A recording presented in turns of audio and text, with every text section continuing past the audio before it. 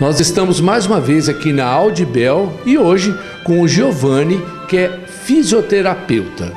Giovanni, hoje você vai falar sobre a apneia do sono. É um assunto muito interessante. A apneia obstrutiva do sono, ou apneia, ou síndrome da apneia, hipopneia obstrutiva do sono, hoje em dia é uma doença muito comum e cada vez mais conhecida pela população, né? A mídia hoje vem cada vez mais informando sobre essa doença e sobre os riscos dessa doença para a população brasileira.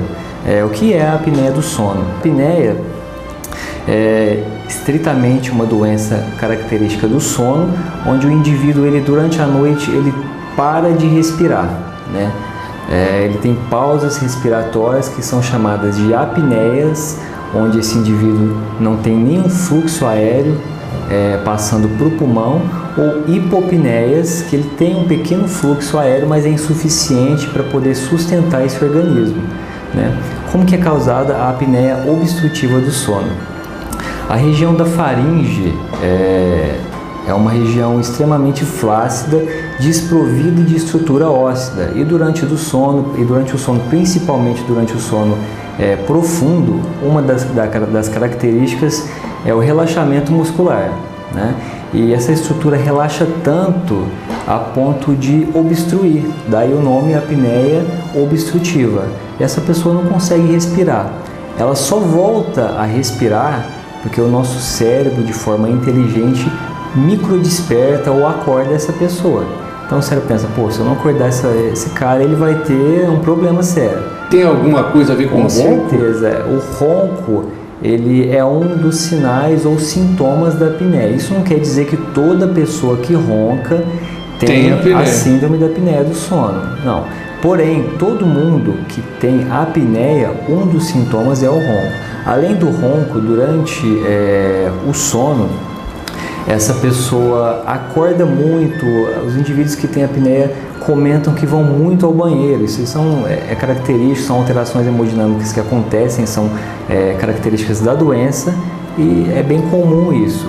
Outro sintoma, durante o próprio sono, o indivíduo ele costuma engasgar. Quem costuma falar isso muito pra gente é o cônjuge, né? A esposa, o esposo que dorme do lado e até se preocupa muito. Normalmente, esse indivíduo com apneia, ele procura mesmo o médico por conta da preocupação da pessoa que dorme do lado. E o que pode acontecer se a gente não tratar essa apneia? O que acontece? A pior situação da apneia é como você durante a noite está provido de oxigênio, né? Você para de respirar, então você para de ingerir esse oxigênio para o pulmão, né? E essa falta de oxigênio em todos os órgãos do corpo é uma coisa muito preocupante, porque pode levar desde uma simples dificuldade de concentração até um problema mais sério como um infarto cardíaco, um problema renal, um derrame, uma isquemia cerebral, até mesmo, em último caso, a morte. Como diagnosticar? O diagnóstico, Fausto, ele é estritamente médico. Então esse indivíduo ele deve procurar um médico, normalmente um médico neurologista, especialista em sono.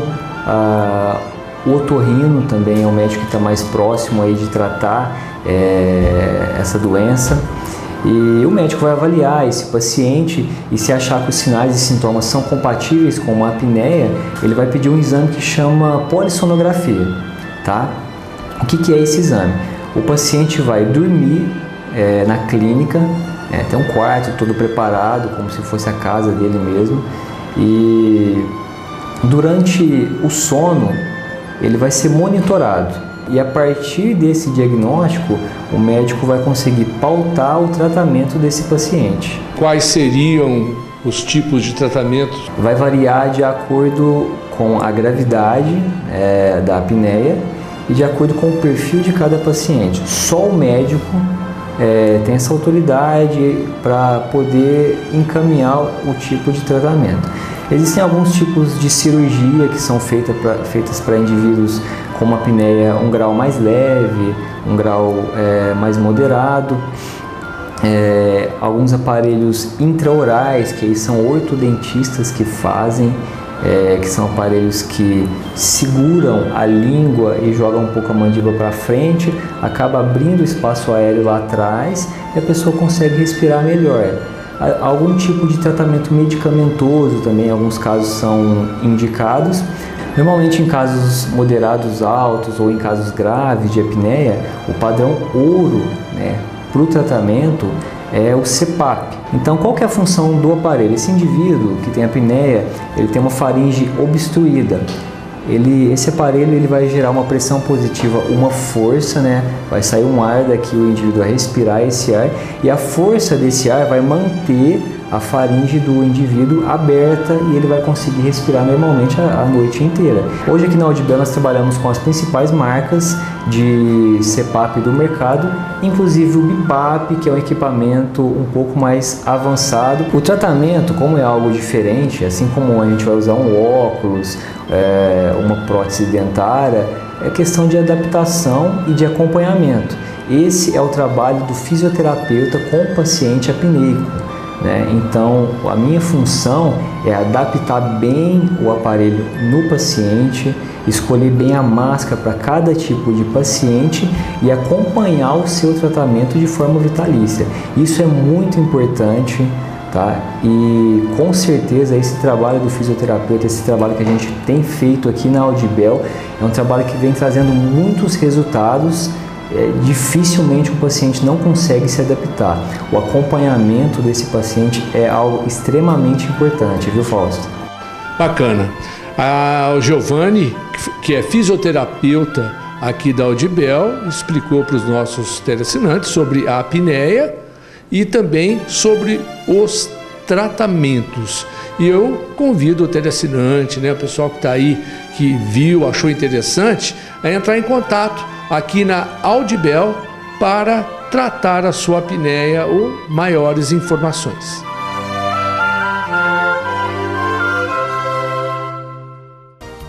Na reta final do nosso programa, eu quero agradecer o apoio cultural do Dr. José Reinaldo de Paula Tasso, oncologista da cidade de Franca e colaborador do nosso programa.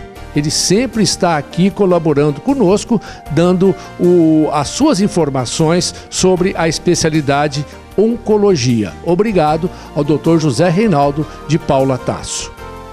Temos também o apoio da loja Canto de Minas, uma super loja especializada em móveis rústicos e em alumínio, na Alonso Alonso, pertinho da rotatória da Champanhar.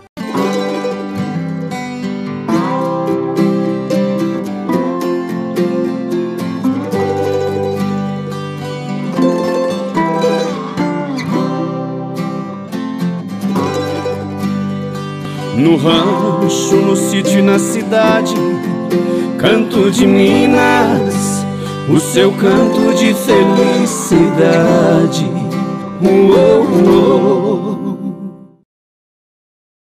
Chegamos ao final de mais um programa Fausto Puglia. Espero que você, teleassinante, tenha gostado.